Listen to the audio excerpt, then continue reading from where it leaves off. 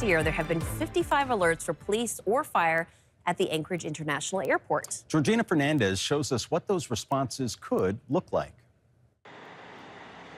They're the crew.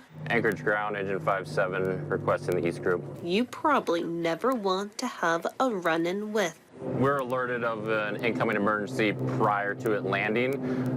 We'll be out here waiting for it.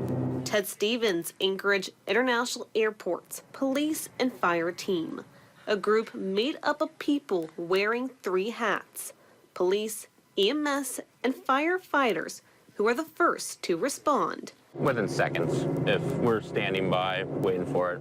In case ANC is experiencing an emergency at the airport or nearby at Lake Hood. But occasionally we do get called out for local standbys, and it could be something very minor on the aircraft. Aircraft overall are very, very safe, and we're just out there in case something does worse happen.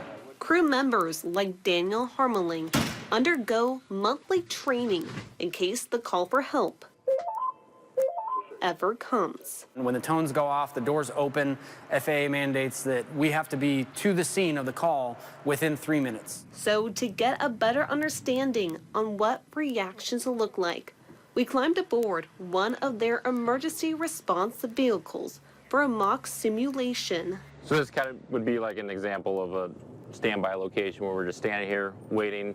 The aircraft could be landing on the runway in front of us.